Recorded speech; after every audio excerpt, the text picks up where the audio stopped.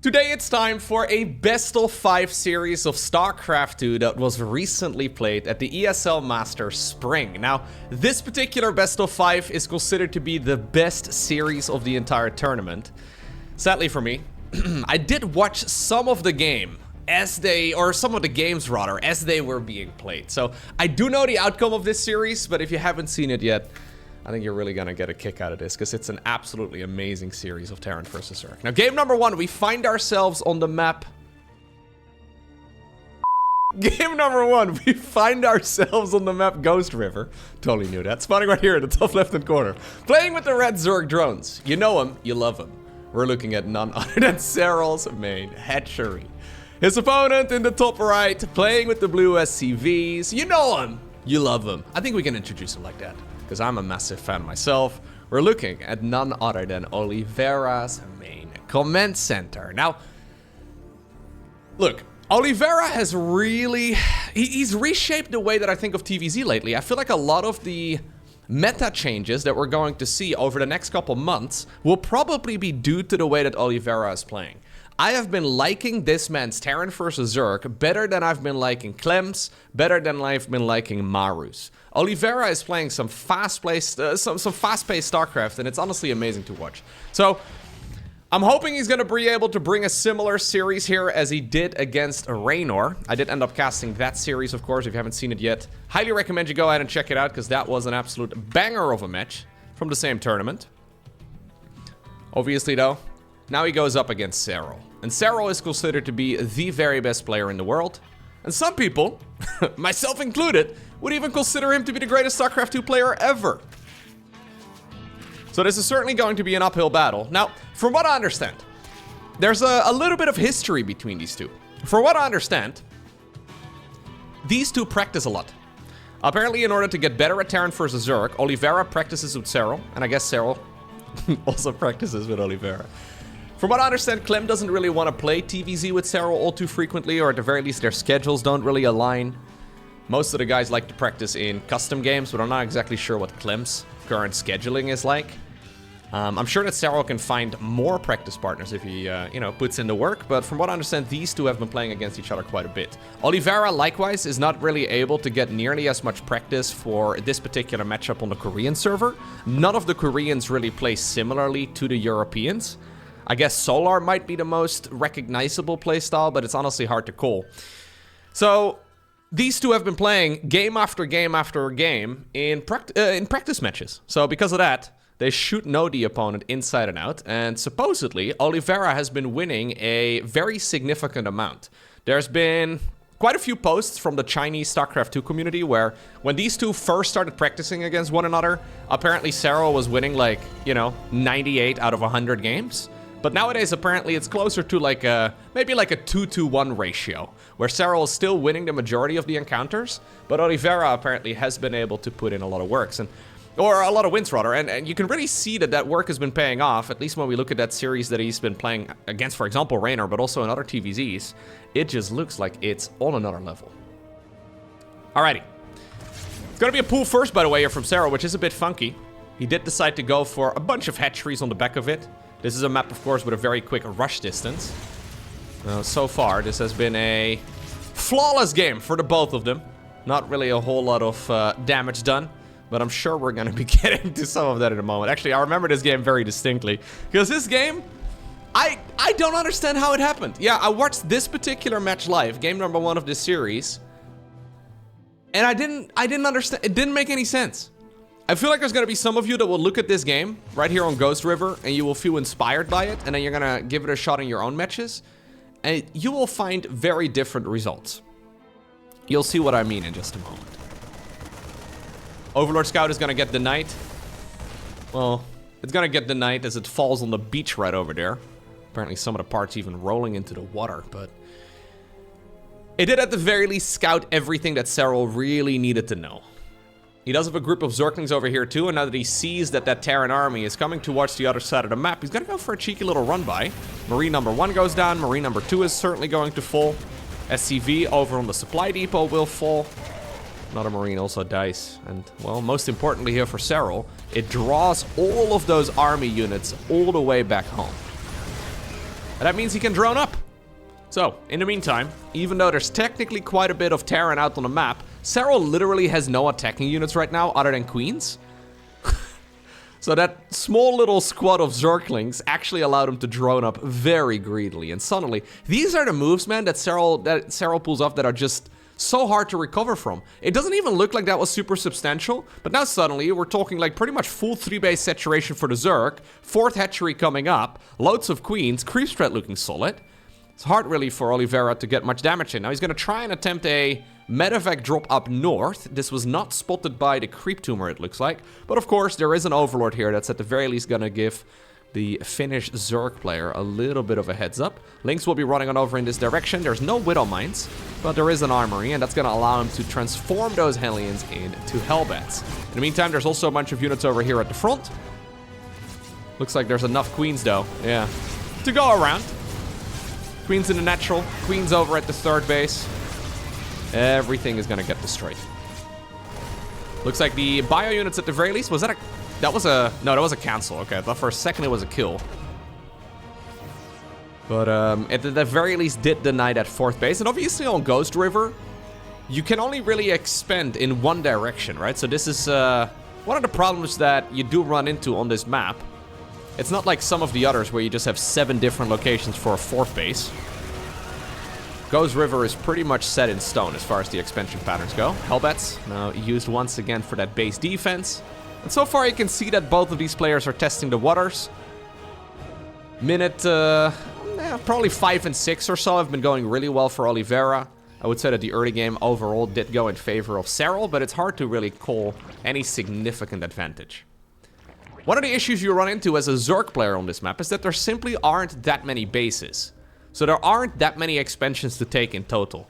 This is looking like it's a proper macro game at this point in time, but where exactly do you expand to? Bailing speed is nowhere even remotely done yet, as Serral has been prioritizing the additional upgrades.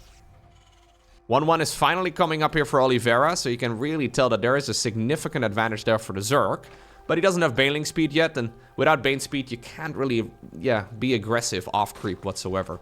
Serral not opting, by the way, to go for any of that Roach Warren shenanigans that we saw him play in the other matchups. Maybe he'll be bringing that in a moment as well here.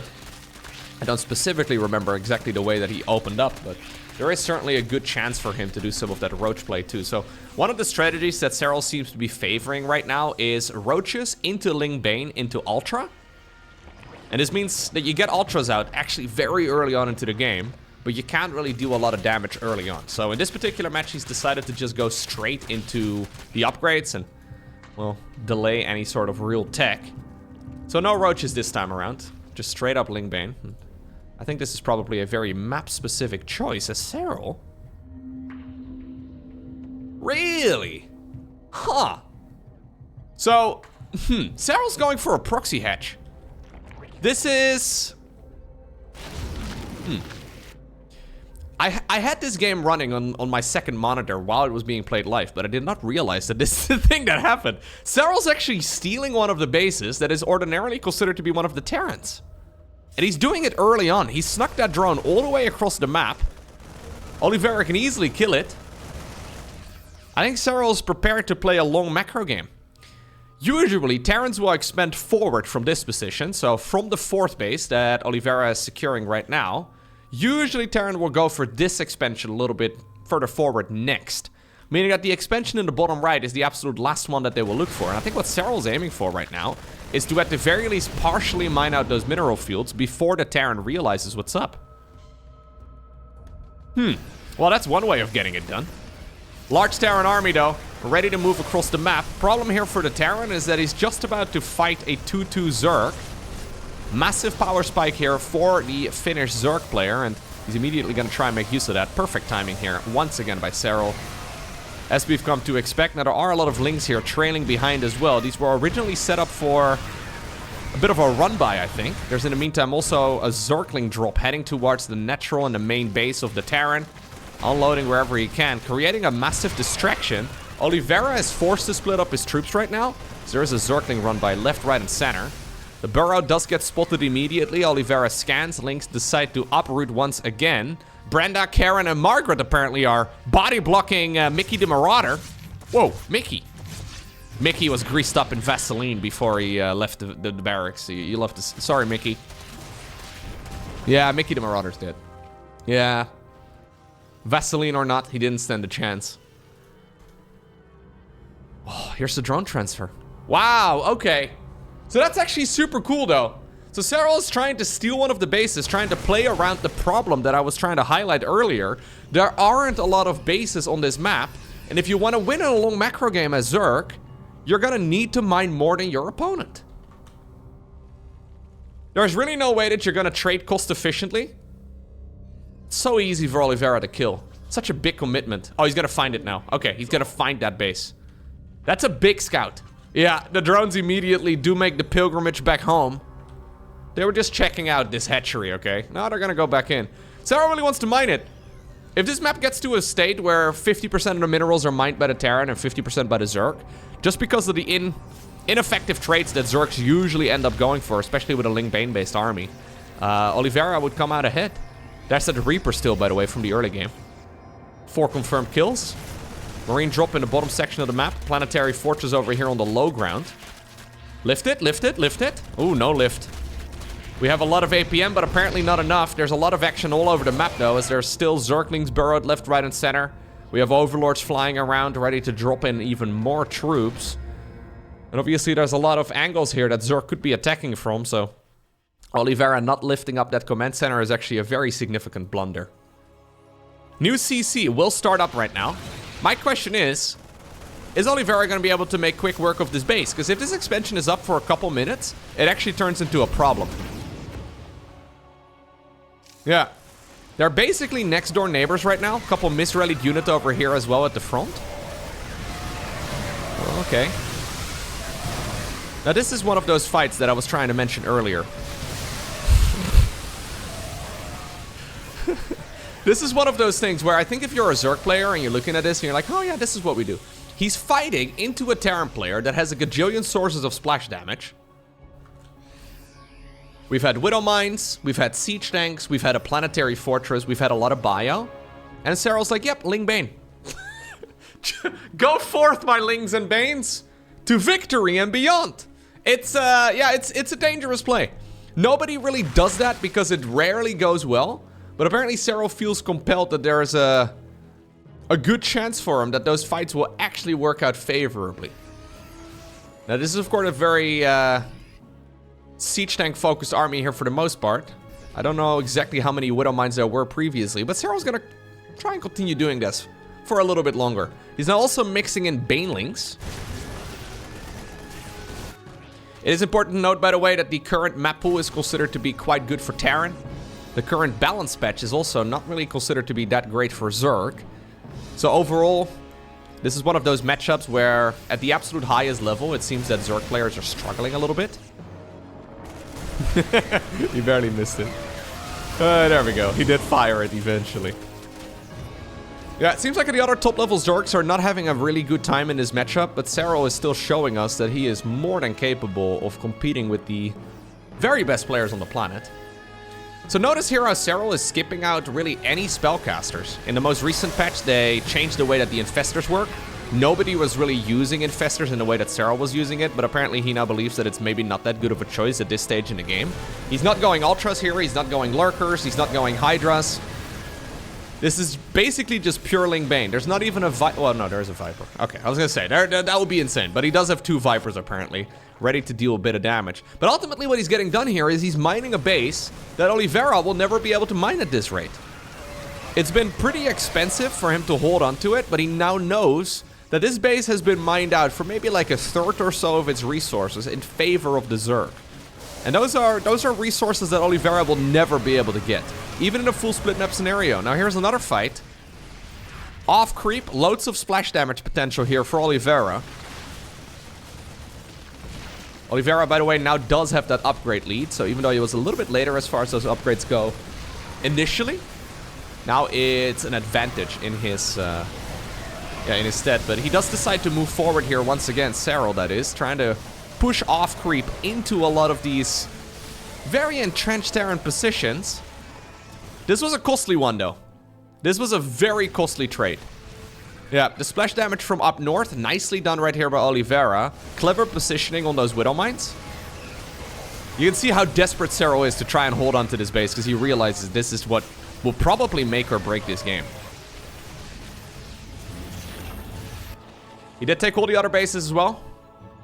Although, look at this. Actually kind of neat. Those drones that are mining over here in the bottom right-hand corner, they probably came from what is normally considered to be the 4th base for the Zerg player.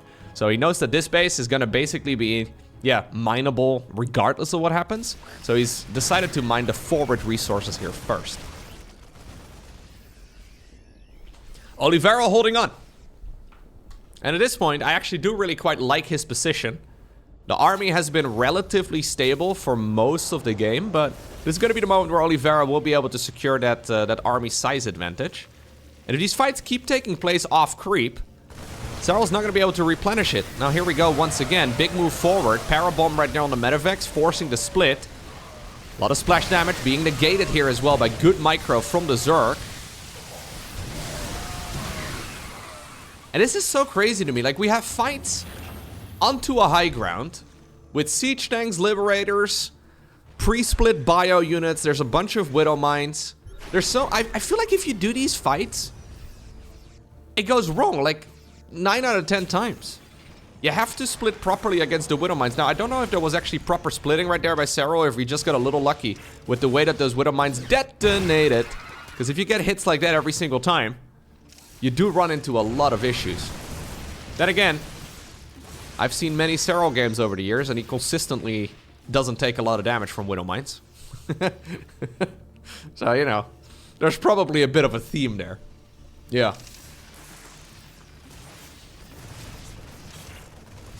Okay. So it's essentially just pure Ling Bane. Another push. He's attempting to go up to the high ground, but I think Oliveira has managed to secure it now. He's denied that expansion in the bottom right-hand corner. He now has a planetary up on the high ground, liberators, loads of Widow Mines. I think this is now an expansion that Oliveira can very comfortably continue mining from. Widow Mine drop attempted towards the bottom left-hand corner base. Serral does have 79 workers still, but it's going to be a painful one. And this Widow Mine drop is coming in right at the same time as Serral is once again pushing up a ramp into a choke point, into a planetary, into Widow Mines, with essentially pure Ling Bane into, like, pre-split bio. What? How? Why are... I don't get it! I have played many games of StarCraft that never works for me. Never does. In the meantime, by the way, we did have that Widow Mine drop, successfully killing a bunch of stuff. 500 APM now. I saw a YouTube comment recently on one of my videos of somebody saying, well, Serral actually is not that fast of a player. He just uses his APM more effectively. I like that not that fast of a player in 2024 means, you know, 500 average actions per minute. Serral's very fast. It's just that commentators, and I'm guilty of this myself as well, we tend to highlight, for example, Clem or, for example, Raynor. Don't get it twisted, though. All of the guys that I regularly cast on the channel are all very quick. There's also definitely a bit of inflation as far as that goes. As far as absolute actions per minute goes, I think Oliveira is actually playing a quicker game here.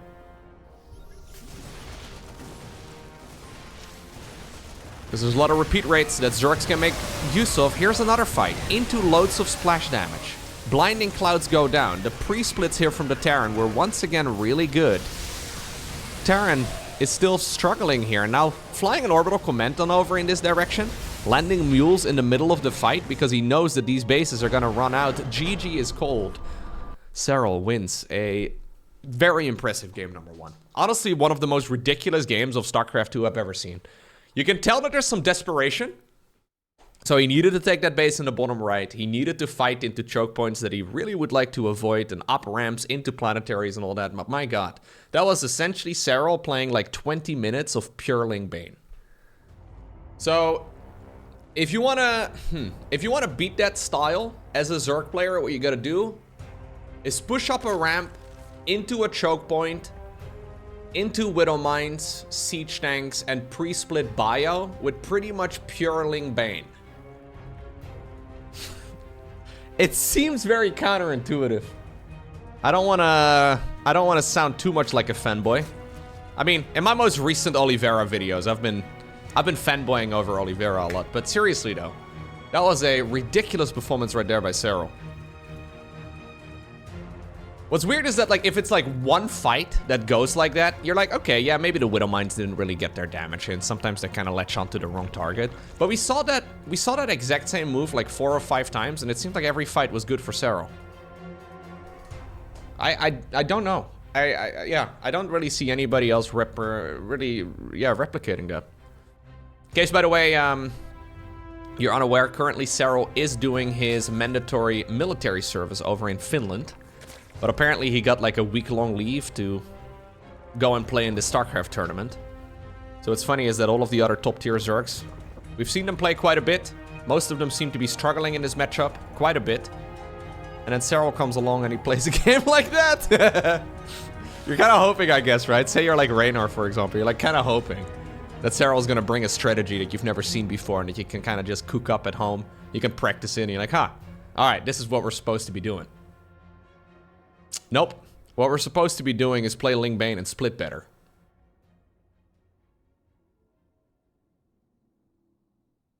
So that year that Serral was incredibly dominant was 2018.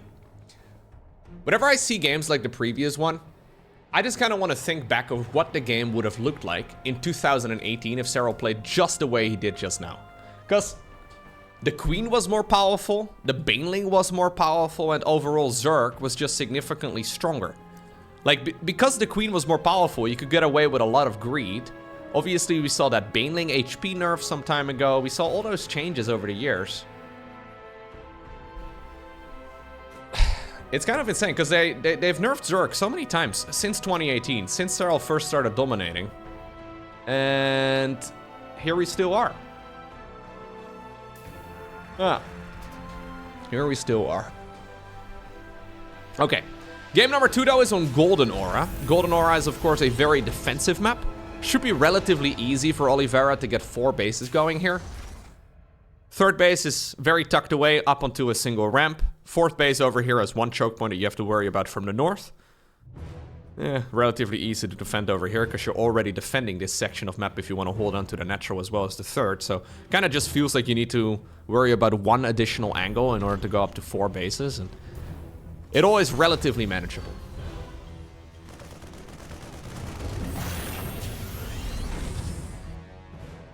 Triple hatch opener here again from the Zerg. This time around, okay. We are gonna go for the good old Roach Warren. 3 minutes and 20 seconds, by the way, on that Roach Warren. That is relatively quick. I think this may actually be the build that Serral did show against, for example, Maru as well. In the meantime, on the other side of the map, it's a triple hatch or a triple Terran hatch opener. Triple hatch into a quick 1-1-1. So we should be seeing Hellion Banshee. There it is. Are we gonna go Cloak? Probably not. I've got a feeling that previous game, by the way, must be really demoralizing as well for Oliveira. Because he played an excellent match. He didn't really fall behind. He didn't really make any critical macro mistakes. His biggest error, I guess, was not finding that base in the bottom right-hand corner fast enough. That's it. If he would have, I actually think if he would have seen that base in the bottom right as it went up, that game would have been in the pocket.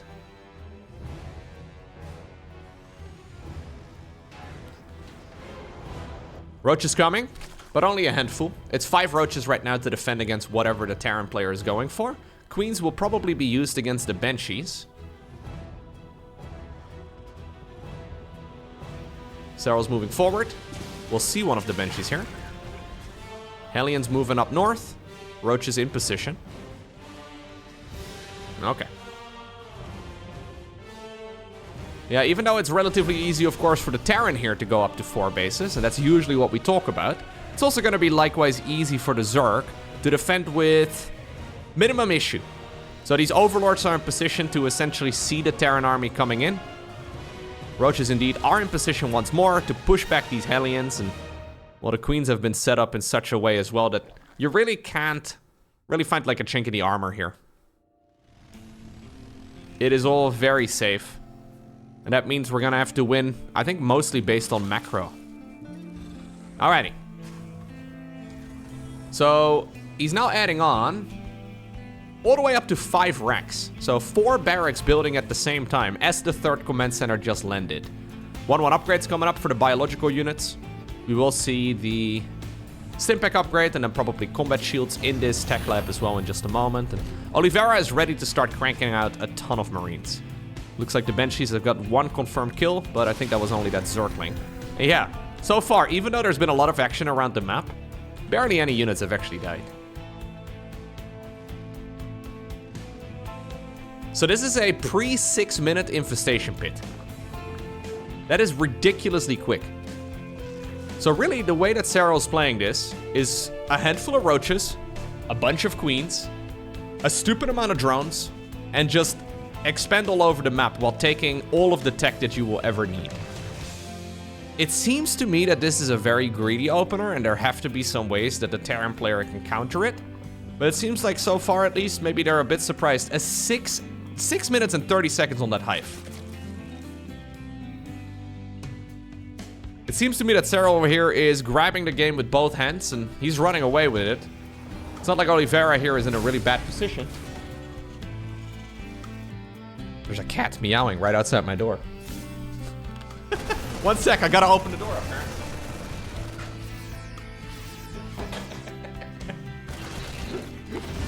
How long does he want to stay? I don't know. But Toby is hiding in the back. I heard him earlier. He sounded very sad. He was like, meow, meow. All right, fine, buddy.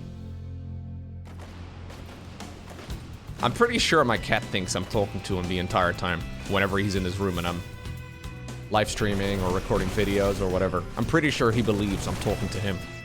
So he's like, yo, human, why are you in that room if I'm not even in it? That makes no sense. Shouldn't I be there?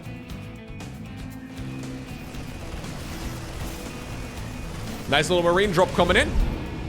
Not achieving all too much.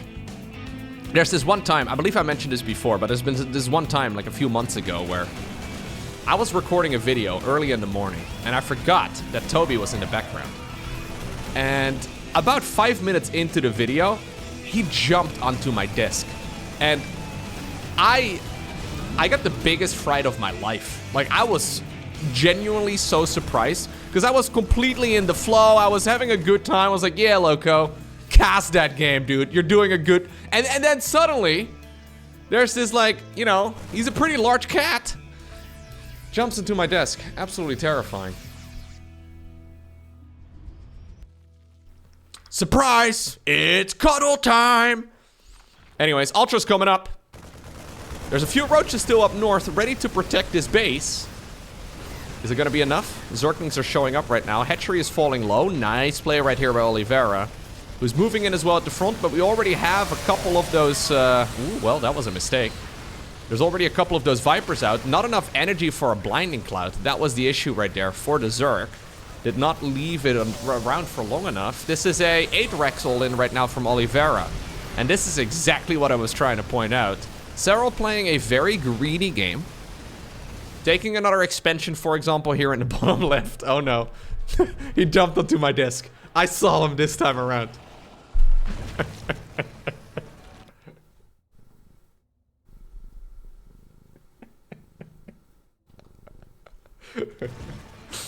This is what I was scared of. Anyways, an 8 Rex here.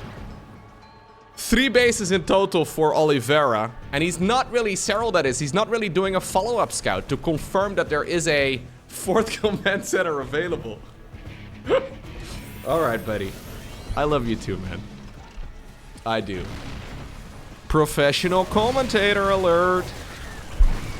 Stop sabotaging me, man. Ay, ay, ay. This is how I pay for your food. You know that? This is, yeah. All that cat food you've been not paying for? Oh my, okay. Anyways, push continues right here for Oliveira, as he is trying to see if he can win the game with a good old 8 Rex. Now, one of the Ultras decided to move in. +2/+2 is going to finish up here as well for Serral eventually. Now there's enough energy on the Vipers at the very least. Some nice abductions to try and get rid of this. Lovely corrosive biles as well. He actually pulled in that siege tank and then biled on the back of it. Lovely stuff here by the Zerg. Trying his very best to move in. Roaches right now, though, blocking a little bit of that pathing. Serral goes down the ramp once again. No creep over in this area. Roaches here actually blocking a lot of the Ultralisk, and that makes this super difficult. Okay, Serral actually holding on here. Oh my god. No, GG. It's just barely not enough. That was still on a razor's edge. So what Oliveira went for here is he realized, okay, Serral's playing that super greedy style. He's decided to just play and cut every corner. I know that at that point in the game, he doesn't really do a lot of scouting. So what about, rather than throwing up a 4th command center, I will make 3 additional barracks and I'll just pump out a ton of stuff. And it worked, but only just barely. I knew it was a risk opening the door.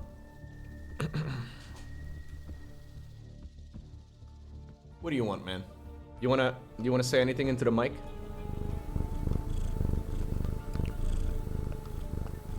Can you hear that? I don't know if you can hear that. You wanna leave? We may be able to continue the series. Mr. Toby is getting up. You get the chill. Okay, you get the chill in the. Okay, you know what? Yeah. Is he gonna settle in? He's contemplating it. Oh! Good. We're going to the next game. We get to go to game number 3. Yeah. Okay! We made it. Everything's good. I should be able... Yeah, I think he's gonna settle in for the next couple hours. I should be able to, look at this match right here on Oceanborn. Completely undistracted. Keyword, should. Alrighty, so far the series has been evened up. Quick little recap. Game number 1, Serral somehow, someway won against the gajillion units that deal splash damage with pure Ling Bane. He stole a proxy base, needed to get something done, because otherwise that game would be very difficult to pull off, but somehow, someway, he managed to make that game work. Game number 2, he was trying to do a build that he's been playing quite a bit, at least in the TVZ games that we've seen him play, where he is playing exceptionally greedy.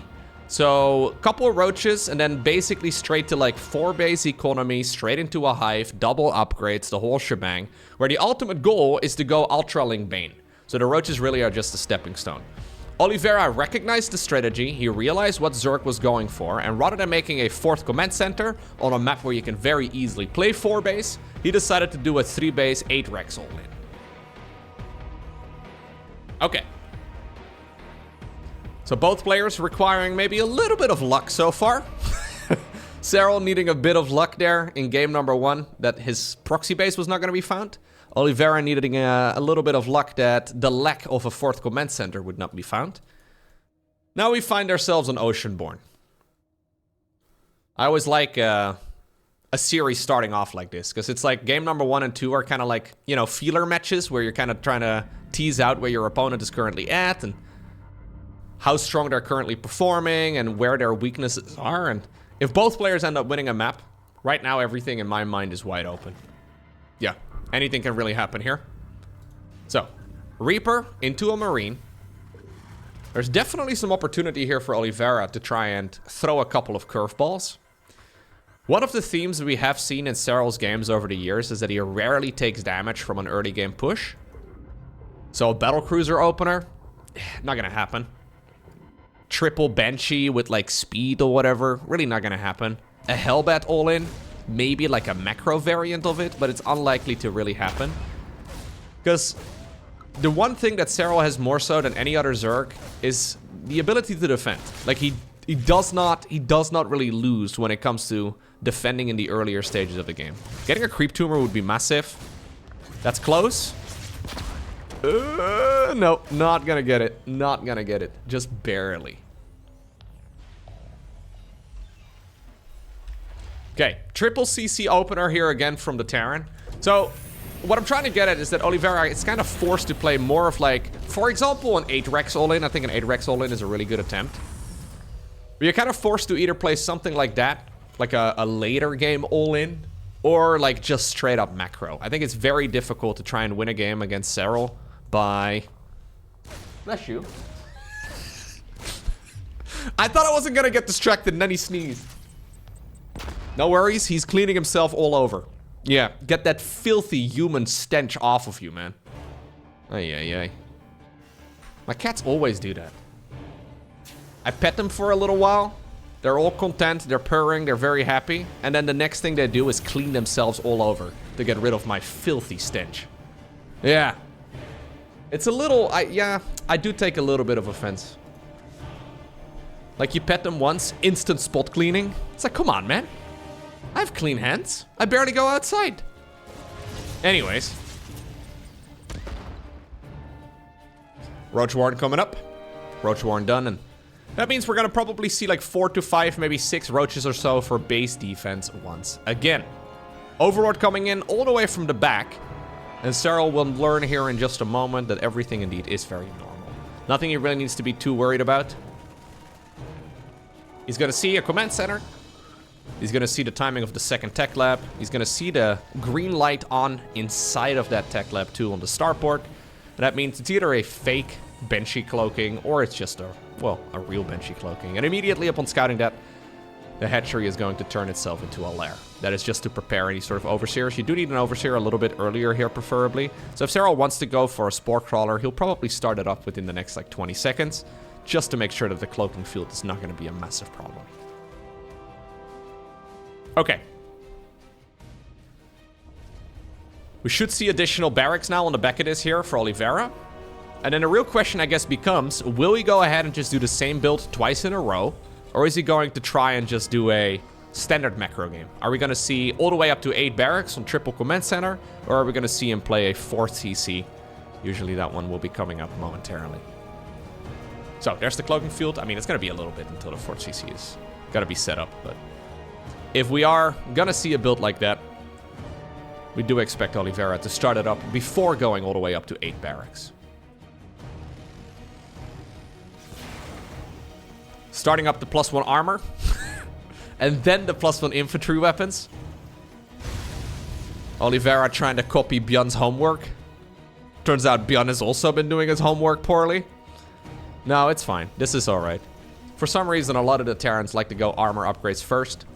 Even though it is quote-unquote proven many times that the attack upgrade is far more important for the infantry units. But anyways. Banshees getting a bit of damage done.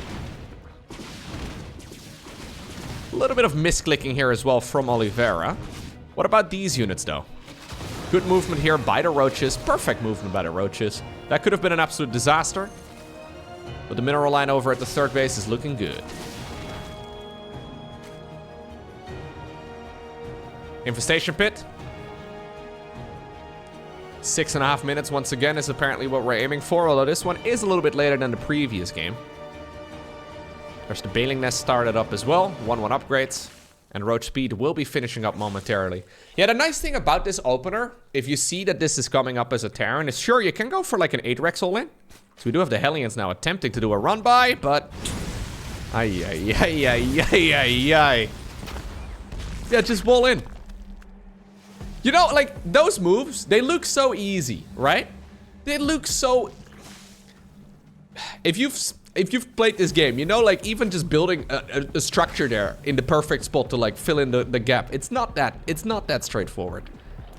I like to think I'm personally quite decent at it. I have tried completing wall-offs that go horribly wrong. You just have the Hellions running in. Yeah, my wall building skills are nothing to write home about. Anyways. Link speed. Oh. That awkward moment that Bailing speed was actually fired up before Zergling speed. Alright. Anyways, it will finish up eventually. Hive is about halfway done.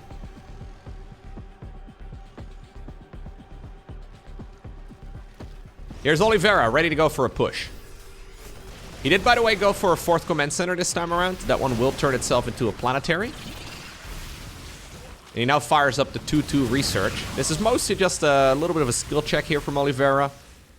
Considering he's got a 4th base, he doesn't really need to go for any sort of push. But that kind of looked like it could have been an all-in. And honestly, If this would have been a triple command center all-in from Serral, or sorry, from Oliveira, I think Serral would have been in a world of trouble.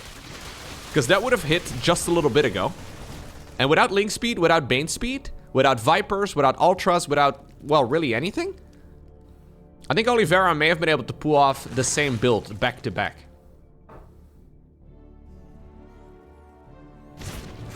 Obviously, though, you don't really want to turn yourself into a one-trick pony either, so just playing this this macro game right now is certainly something important to do as well, because in a best-of-5 series, it will be very difficult to play the same builds, you know, 3 times, for example. That would be kind of nuts. Especially if it is one of those builds where you do require a little bit of luck. As Serral, though, is now going into a Hydralisk then. So he's at Hive Tech, but we're mixing it up.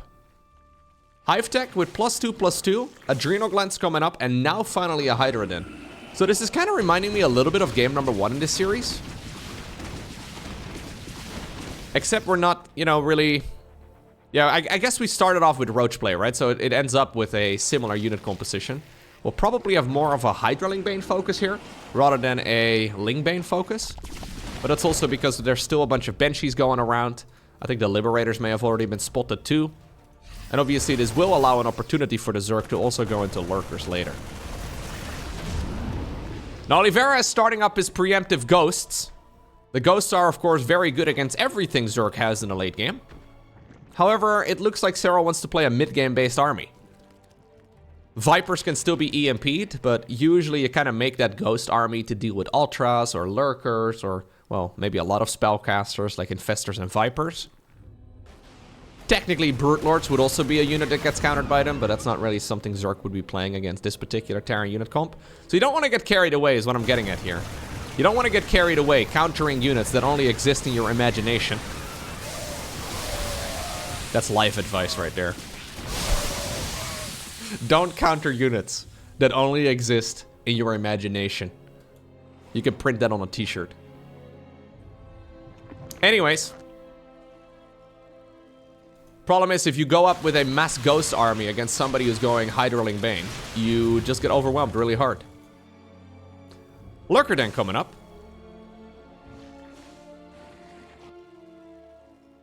Yeah, I think having like maybe like a half dozen Ghosts in your army and then doubling down on the Ghost when there's actual signs of you needing them is a good choice. Because their basic damage is still good. They're actually still obviously really strong units overall. It's just that they're really expensive.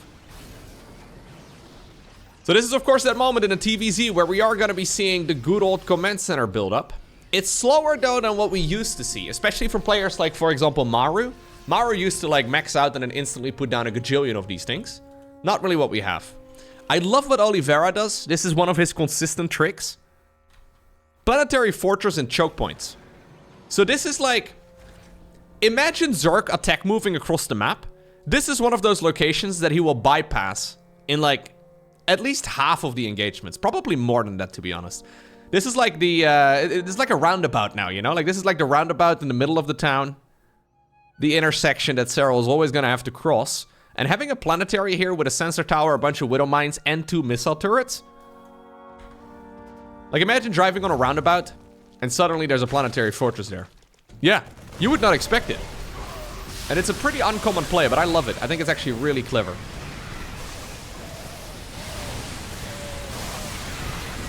Planetary on the left side, though, is not yet done. Ghosts are desperately running for their lives. That means that this ground army from the Zerg does have a bit of a shot, but nice defense here by Oliveira.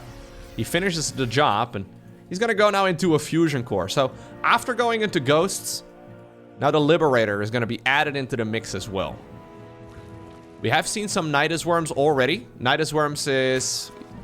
Most of the top-level Zergs actually use the Nidus Worm for, like, cheese. Remember that game I casted between Oliveira and Raynor? Where Raynor was, like, trying to put a Nidus Worm over in the main base of the Terran a gajillion times over, and it never really happened. Serral is more or less using this as, like, a... Yeah, just like a hub of transportation, you know? Like, there's, like, an underground metro system on this map, and he's like, oh, yeah, drones, go from that section of the map to the other side. He's definitely gonna drop the... Like, say there's a pushover in the top right corner of the map right now. He would just drop the drones inside of the Nidus Worm and save them. It's kind of a cool way of playing. Then he would unload them again in the bottom left.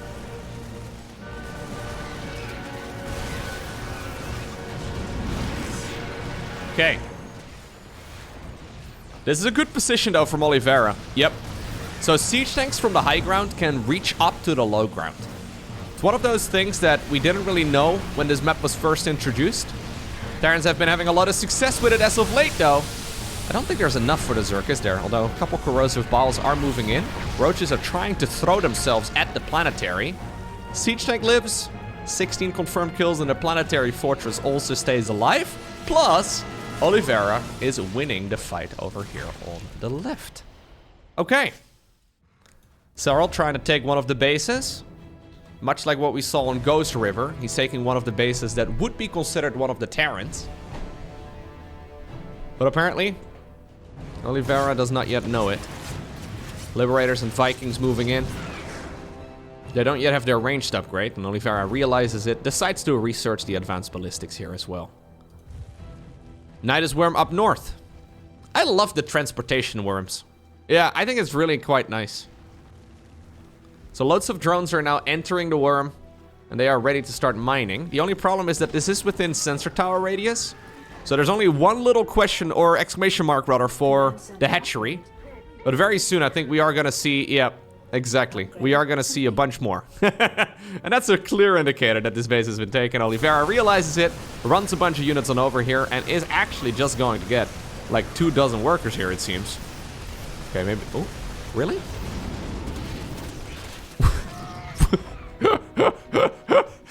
Damn, Serral believes in promotions. Sorry, that was, I gotta back up. So look at this. There's one drone over here that survives this. He wanted to go into the worm, and then he's like, nah, I'll just continue mining. I laugh in the face of danger. And then Serral immediately gives him a promotion. Yeah, you can see that this basic training in the army really is working out for him. He realizes the value of promotions as that drone immediately got moved forward. I think it's a promotion anyways. Maybe it's a punishment. You think it's a... No, I think it's a promotion. Turning into a hatchery has got to be a promotion. As a young drone, that's got to be the only thing you dream of. So we do now have some really good abductions. Overextension by Oliveira instantly gets punished. Nice play though here though by the Chinese Terran. Doing a fantastic job controlling this game. Tactical nuke moving in. And ultimately what he's aiming for is mining 50% of the map. If you can get there, life's gonna be sweet. So the banks are a little bit deceiving. Like right now, Serral does have like 4,000, maybe even more minerals in total. But the thing is, our Terran has been building orbital commands, right? He's got quite a few of them already. He's going into 4 planetaries now in total. We've got 7 orbitals. It adds up very quickly. If you take at least some of those minerals, it's really quite an even game as far as the bank goes. Oliveira is just investing for the future, you know? Yeah, he's saving for like his kids to go to college and then, well, the Terran Marines to get back up as well. Tactical nuke though, flying on over towards the bottom side of the map. Is Serral gonna be able to see this? I almost didn't see the ghost, so I can imagine he's gonna struggle. At the very least, it is creating a distraction. Drones did run. A couple of the units there did get cancelled out of their cocoons, but the ghost also had to pay the price.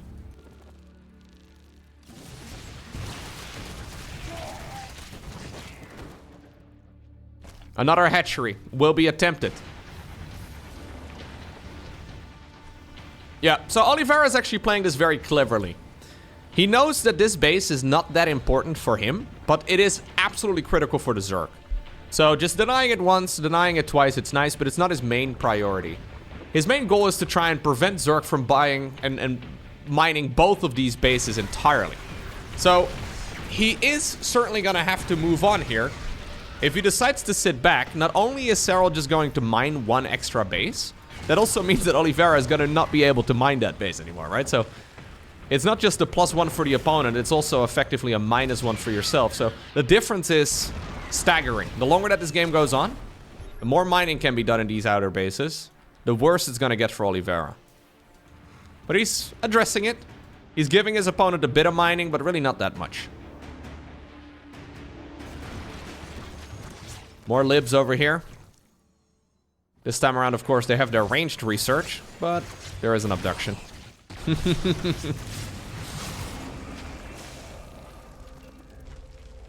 Loads of spore crawlers set up. Another tactical nuke is coming. +2 for the air units.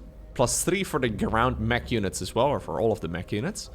Serral, in the meantime, trying to go into some air upgrades of his own. Look at the scans. There's just scans everywhere on the minimap. Oliveira decides to remove the fog of war for just a little bit. Yeah, that's a very ambitious play.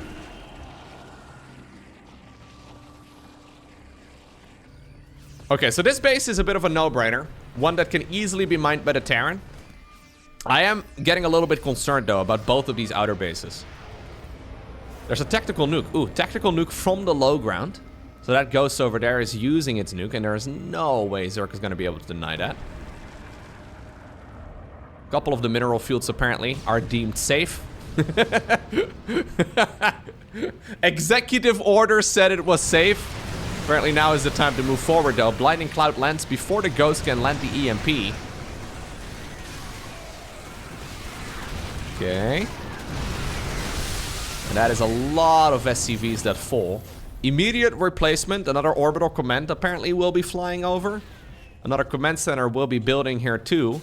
But this is a problem for Oliveira in the long run, because he needs to be addressing those outer expansions. Right? If he's busy trying to defend, that means that Serral is going to mine these bases more and more. Did I just spot a mistake? No way, dude. Is Serral human? Okay, he was human for about 3 seconds. Yeah, there was a little bit of humanity apparently still left. He might be washed up. I love this play, though, from Oliveira. So, he's been trying to deny this base in the bottom left, not really working out all too well. Then he realizes, wait a second, Zerg seems to be really focused on trying to defend the bottom left.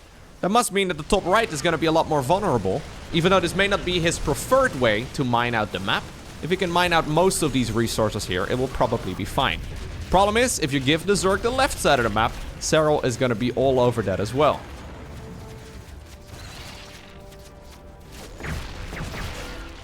Okay, let's have a look at the cost efficiency so far. So units lost, heavily in favor of the Terran. And this usually gets better for Terran the longer that the game goes on.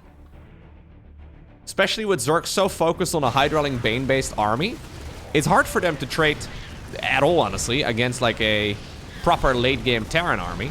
It's just that all those Terran units that I was trying to point out earlier are really good against the proper late-game Zerg units. So Serral sort of forced into this awkward Hydraling Bane-based unit comp. Some Vipers for support, some Corruptors for support, but Oliveira is going into a load of mech. Mostly consisting of a lot of, well, flying units now. So we have all the way up to 9 Liberators.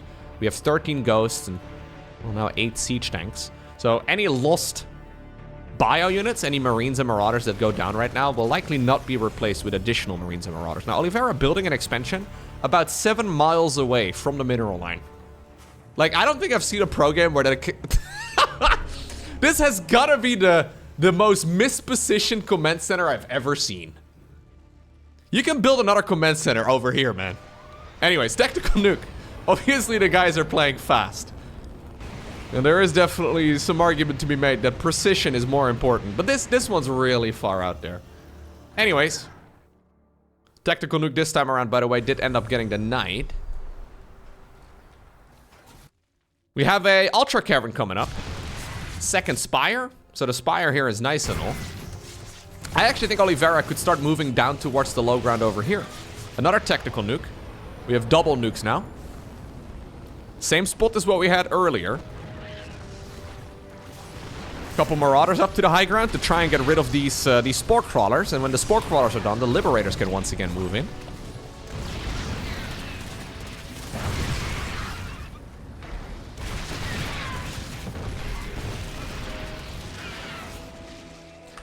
Oliveira is playing really good, though.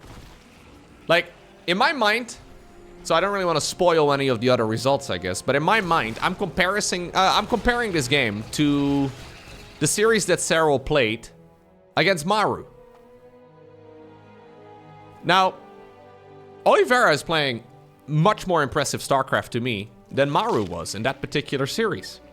Which, you know, if you're a casual StarCraft viewer and you're like, oh yeah, I mean, Oliveira won the World Championships, right? Maru's never done that. Maybe that would make sense, but I think for like 99% of the hardcore StarCraft fans out there, Maru is considered to be the best Terran in the world. Maybe Clem. I don't think a lot of people would consider Oliveira to be the #1 Terran in the world, but there are certainly moments here where I'm looking at the way that Oliveira is playing this match, and it's oozing confidence. Serral backs off, doesn't want to waste any Zerglings. That's so sick, man. He could have just fought that with Zerglings for a little bit longer, but he's like, no, no, no. I only have a bank of like 16,000. I need to preserve. Serral thinking about the long run here.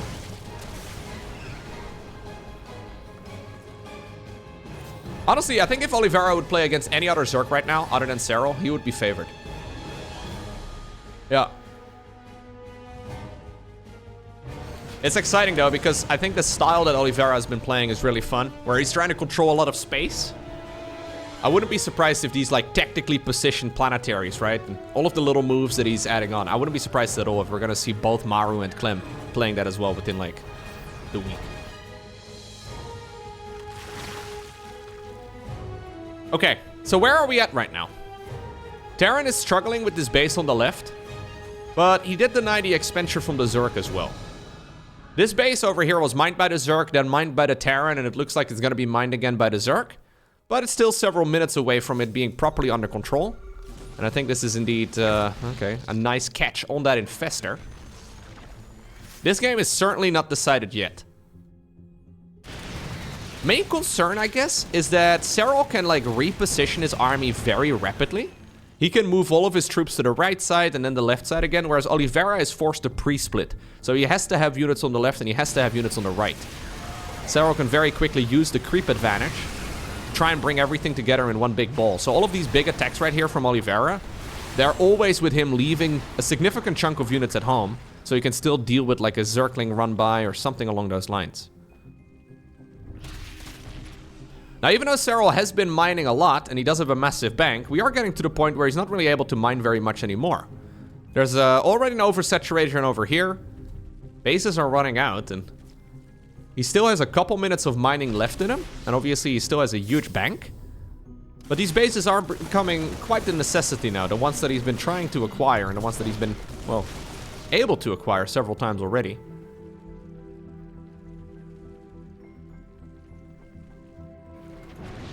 One of the perks, I guess, for Oliveira, in the sense that he didn't get those bases up earlier, one of the advantages for him, is that he still has a lot of cash here.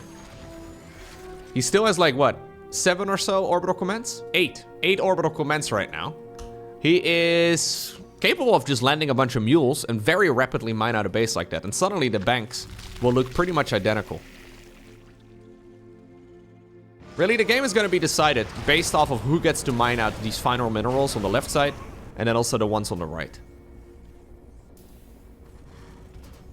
This expansion up here is also relatively fresh, at least compared to the Zerg. Big push once again, though. So we have a move on over towards the right side of the map. Serral apparently does not want to fight it. Oliveira is going to be able to deal a bunch of damage over there too, although the Ling and Bane reinforcements are here. Splits against the Banelings once again off creep. Greater Spire, though, very exposed. Strange location to be building that bad boy. I think that one is going to be killed easy peasy. In the meantime, though, a command center was destroyed as well on the left. Another tactical nuke will be flying on over towards the left side of this battle. Okay, here's a lot of the parabombs going down, though. And this is so much damage being done right now by Serral. This fight, massive overextension from Oliveira. He decided to park his army on creep and then land a nuke there as well, or at the very least that was an attempt. I think he saw a clump of overlords and he was like, yo, this is where I want to do. This is what I want to try and fight. This is where I want to land my nuke. But he was, yeah, bringing his sleeping bags and I guess the tents that he needed for his little camping trip as he was just sitting on the creep. Not a very good fight there for Oliveira whatsoever. And that is going to make this army advantage that he had previously not look nearly as nice. He's now down to only 23 SCVs.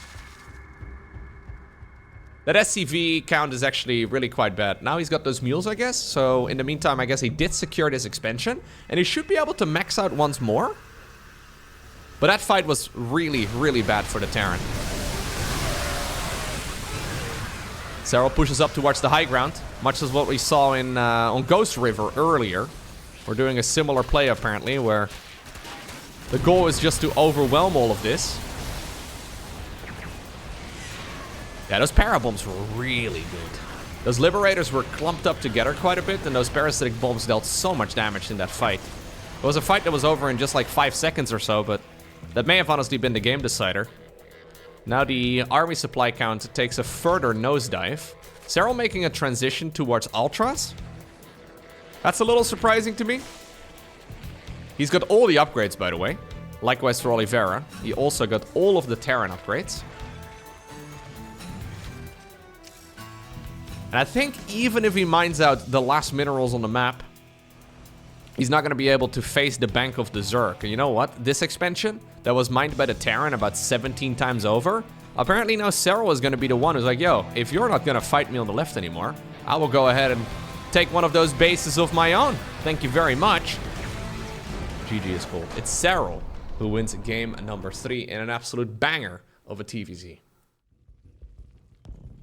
So the old advice of just don't make mistakes is still ringing through. Or is still just ringing true. Just don't make a mistake. Just play well. I mean, we did see Serral not mining with like 6 drones for about 5 seconds. Yeah, that was kind of sloppy. Yeah, I don't want to be too much of a fanboy, but I think Serral, the way he's playing right now, and just the way he's been playing over the years, really, it's just unmatched. It's not even close.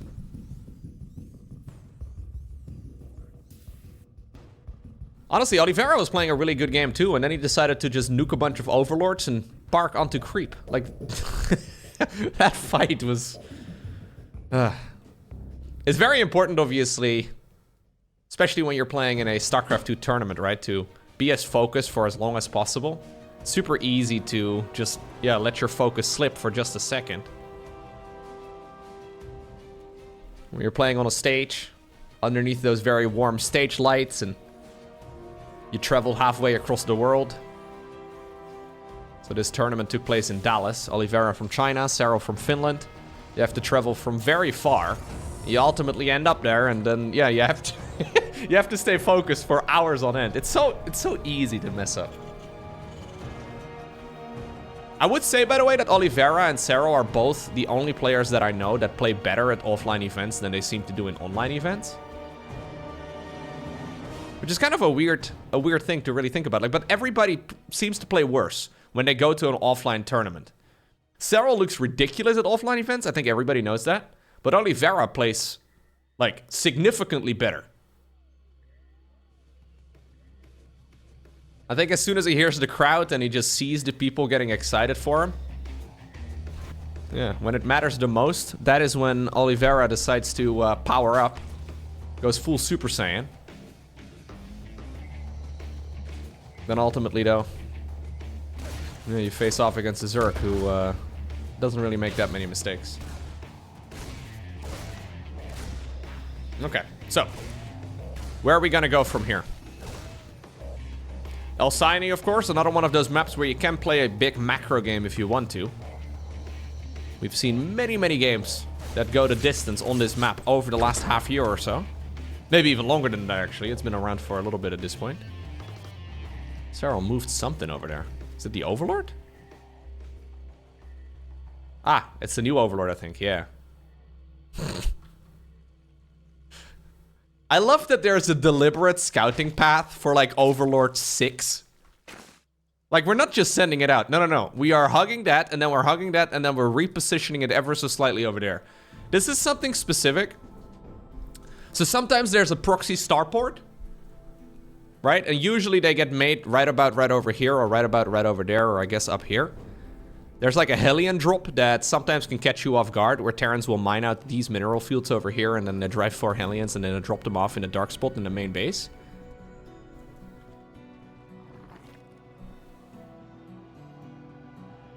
It is those little moves that make all the difference. It's just that you need to do very specific plays in every single map. And it is much easier said than done. That's kind of funny. Like, it's these little things, man, that really do make a significant difference. Every single one of these overlords is not just willy-nilly thrown down like I do it in my games, you know? I'm like, oh yeah, overlord? I mean, I've got a plan for overlord 1. I've got a plan for overlord 2. And then after that, nah. We kind of just look at the map and we're like, yeah, let's do an overlord there. Let's do an overlord there, right? Maybe having a deliberate plan for your first 200 supply is not that bad of an idea. It's just that everybody's got a plan until they have to play a game of StarCraft 2, right? Famous quote from Mike Tyson. He's a big StarCraft fan. Yeah, back in like the 80s or whatever. He played a lot of StarCraft back then. Anyways, quick triple CC right here again from Oliveira, who's going to be adding on barracks number 2 and 3. That's what they call it. Queen's moving on down towards the low ground. They will see that there's a couple of Hellions trying to shoot fire at a bunch of debris. 1-1 upgrades. Nice and quickly here again for the Zerg. No Roach Warren this time around, so skipping the Roach Warren. Seemingly straight into double upgrades, and then I guess a lair together with a Baneling Nest in a moment. Technically a bit of a risky build here from Serral, because there are some Hellbat pushes that can cause some issues, and just in general. Ooh. Okay, here's barracks number 4 and 5 already. This is what he did in the second game of the series. On Golden Aura. Then she's moving in the bottom section.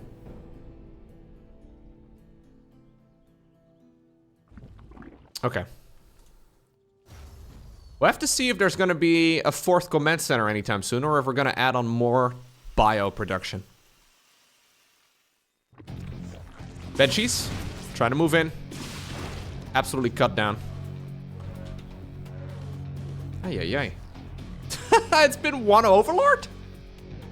It's the scouting overlord that's died? That's it? I've seen so many units move around the map. Okay, interesting. You'd imagine that at least something would have died by now, but apparently not the case. Baneling speed coming up. And there's barracks number 6, 7, and 8.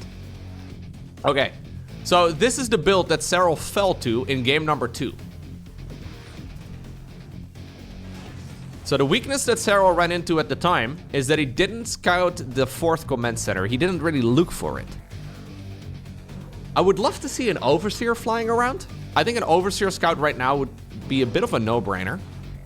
But so far, apparently Serral does not believe he really needs it.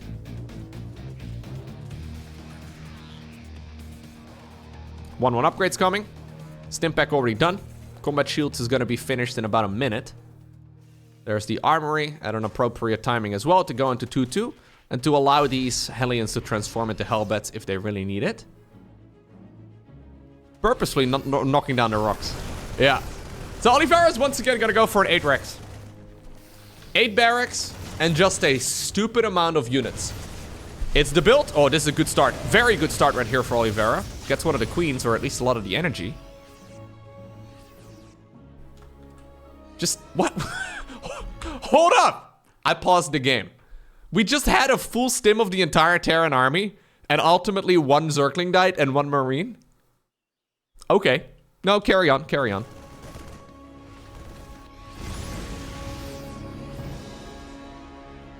Actually ridiculous how conservative both of these players have been with their units. Like, if this was Bjorn, there have been Medivacs out for like several minutes now, you know? If this was Bjorn, he'd be ready. He'd be loading those units up.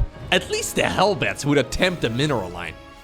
Alright, here comes Oliveira. He's been preserving army for ages, and he's got a stupid amount of it right now. And I think he may have just been able to catch Serral off guard once again. Love the siege tank positioning here. All of them hugging the walls, making it difficult to really go in, but this is the moment where Serral pulls the trigger.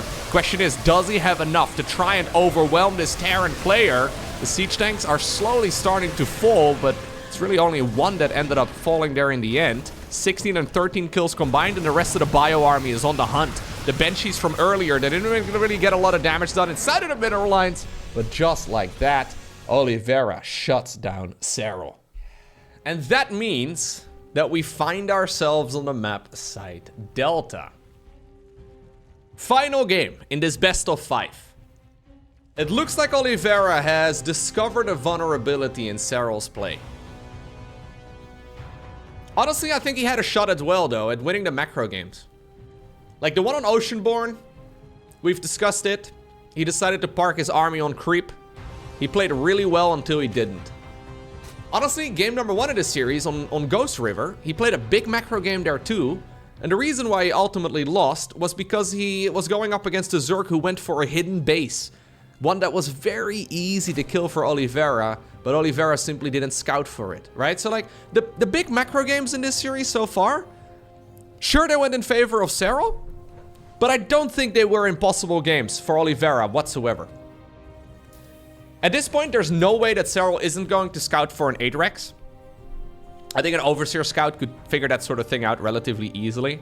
And I think in upcoming matches, we'll probably see Serral scouting for that sort of thing every single time. That seems like the only real vulnerability. Yeah, it's kind of funny, right? Like, when you think about this from Serral's point of view, he obviously practiced that build a lot. But I can imagine he's been practicing as well against, well, for example, in latter games against guys like, for example, Clem, right? And when's the last time you've seen Clem rather, go for like a 3-base 8 Rex all-in? Doesn't really happen. You can see it every once in a while, but it's just not a very popular build overall. Oliveira's been mixing it in, by the way, for a very long time. He's been doing that strategy, yeah, for several years now. Isn't it actually insane how good like Oliveira became so quickly? Like he's been around for years, but he was kind of always hovering in that like, and I don't mean this with any disrespect at all, but he was kind of like hanging out in like B tier pro gamer, right? Where we have a couple of S tier pro gamers, then we have a bunch of A tier pro gamers, and Oliveira was kind of like right below the A tier guys, like dudes that were really good at the game, but you know we didn't really pick them as tournament winners. And again, I don't mean any disrespect, but this is kind of the nature of competition. There's always going to be a bunch of guys that are just better. But Oliveira actually managed to, after several years of being in that like lower category, he actually managed to break out of it. I feel like a lot of pro gamers kind of, you know, tend to get stuck there. It's not like they want to.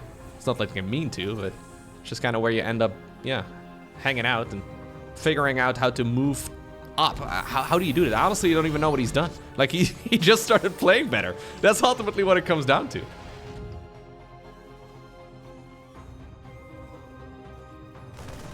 Okay. Let's see. I really like the way he's playing too, though. Like, obviously, that's maybe a little bit of personal bias, but I think the way that Oliveira is playing is very intelligent. It's not just like, oh yeah, one-trick pony type of strategy. We're not just doing like a big macro game every time, but there's a lot of variety. Just a lot of clever decision-making. Also happy for the Chinese fans. Like, the Chinese fans have been... We don't really hear too much about them outside of China, but there's a hardcore audience out there. And they love StarCraft. So for you know, one of their countrymen to become this good at the game is... It's gotta be very exciting. Because there were some good Chinese players in the past, but, you know, again, not like tournament level good. Yeah, there are some that are really good. I think Firefly has made some very significant improvements. I haven't really casted a lot of Firefly games, but Firefly is definitely a name to remember. Just in general, there's some very obvious improvements. Honestly, getting Serral to play a game 5 is uncommon. So he's faking a cloaking field here. Yep. Overlord Scout did not quite make it. We don't see any sort of vision here. Zergling got the Knight. So this is a faked cloaking upgrade for the Banshees. We have seen cloaking, of course, in the series. So this time around, we've decided to make the Banshees, but not the cloaking.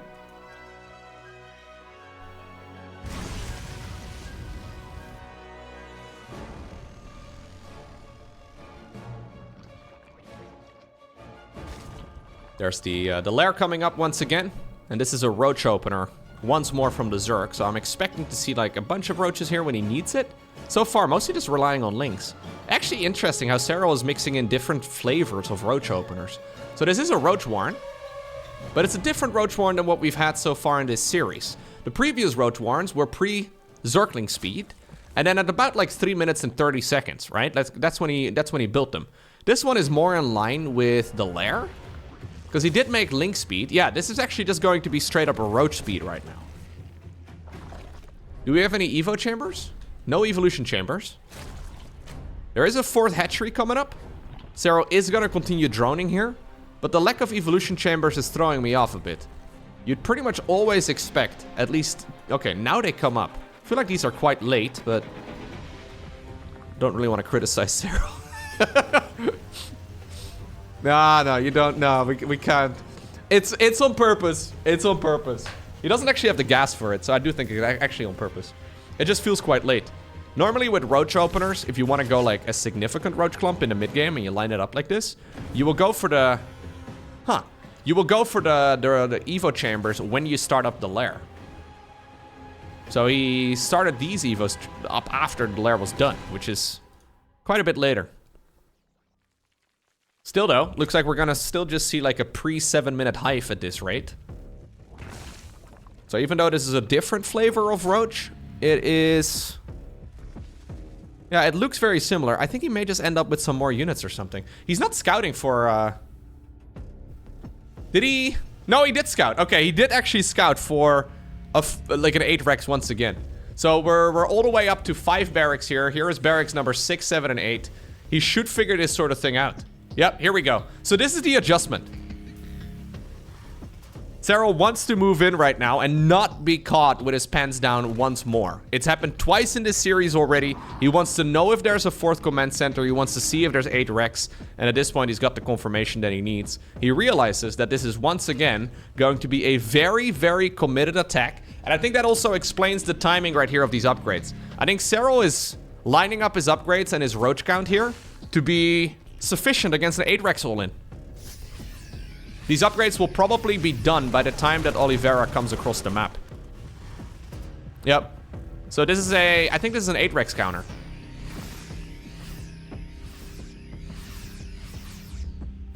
We're all the way up to 8 Rexes again.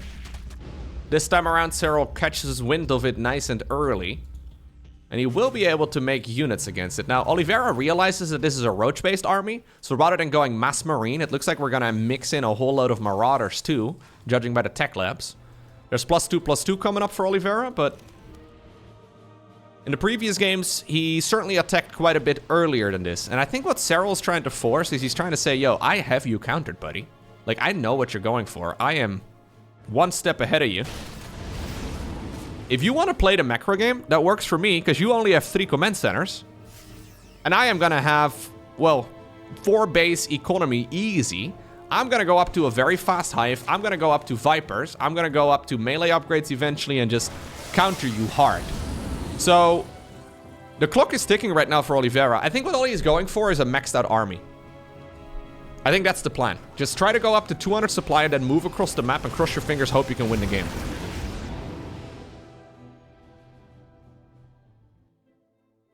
Oliveira trying to go for the same build order, essentially. 3 games in a row. Now, this is overly ambitious. Ultra Cavern is never going to happen here anytime soon. Unless Serral feels very confident that he can hold this. I think he really needs to get some units going. Oh, he does actually have a little changeling here, too. There's one changeling spoiling everything. Bunch of banelings. Okay, face tank up towards the high ground, but Oliveira meets them head on. Realizes he can stand his ground and just fight it. Serral is heavily expending, by the way, just trying to get all the upgrades going on all of the tech. He is not really respecting this army as much as he probably should be. There are now a couple Vipers in the mix, too. Zerglings thinking about coming in from the north. We do have some army units as well, able to stream in from other directions. Serral forced to move forward, does go for one blinding cloud. A little hard to see right here on side Delta, as we have a Zergling run by towards the other side of the map, ready to pick up the reinforcing units here from Oli. Serral knows that these upgrades are on the horizon, so he needs to be patient. Those upgrades are substantial power spikes. Here we go. Terran decides to stim. But there's still a large group of Zerglings that are just picking up reinforcement after reinforcement. Serral dancing on the edge of death here. I think if he would have fought here, he would have gotten wiped off the map. So he has decided that he wants to back up to the safety of that hatchery and try to invite the Terran onto the creep. Now, ultimately, there were enough reinforcements, apparently, for Oliveira to clean all of this up. Ultras are coming right now, but Ultras obviously are also a little derpy. There's a siege tank going down. Another siege tank on the left. Great blinding clouds here. Serral is starting to make a bit of headway. Oliveira has to pick up and move back. That is one of the most patient plays I have ever seen. I think that was actually quite a suboptimal approach, though, from Serral in the end. I think he hoped to catch the opponent as they were moving up the ramp, but Oliveira saw it and stimped in time and just stood his ground. And that is balls of steel right there, honestly. The fact that he just stood there and he decided, yo, stimming right up to where the banelings can hug me. It's a bit of a dangerous play, but it allowed Oliveira a very nice fight. Him losing one too many reinforcements, though, to units that are on move command is really quite painful. Oliveira still on triple command center. He's never added on another one. He started up +3 for the ground units. This is still not over, though. The Terran army is huge. It's well upgraded. And now Liberators are also joining in. It's just that now we're at that state in the game where Terran is running out of cash. So this is the main base. The main base is drying up. Zerg does not have that issue. Serral has expanded all over the map. And even though I think he probably should have done one less base, at least when that big fight happened on the other side of the map, he didn't really need that mineral line over here, for example. That one's not doing much for him. It is going to be very handy the longer that the game happens. Okay, blinding clouds, not even necessary. We're just going to bile them down instead. Abduction's also obviously an option. Serral dancing on the edge. Zergling run by once again, ready to set up, ready to move in, ready to snipe reinforcing units wherever possible.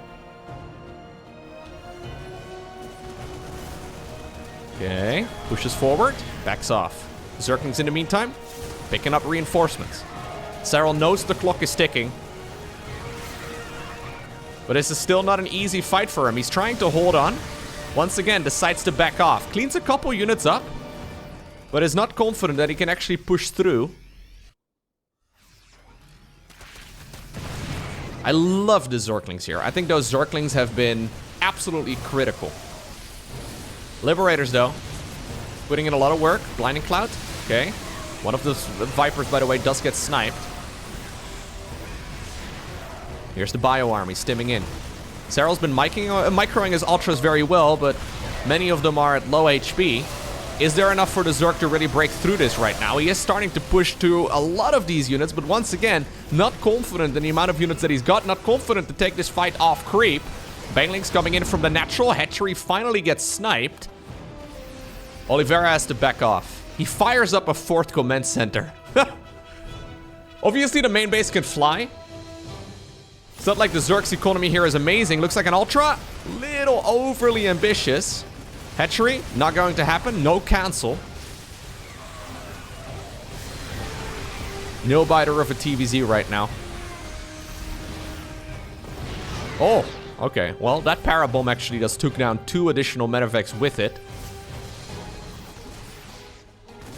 Zergling run-bys, by the way, still happening. So there's constantly more and more units getting cleaned up. There's another push, though, from Oliveira as he snipes a 3rd hatchery. That's massive, because now all of a sudden, that Zerg economy, I mean, that mineral line on the left side of the map becomes a very critical one. He's double expanding again. There's a lot of creep at the bottom of the map, but not really where Serral truly needs it. Oliveira now flying that newly made command center on over towards that spot.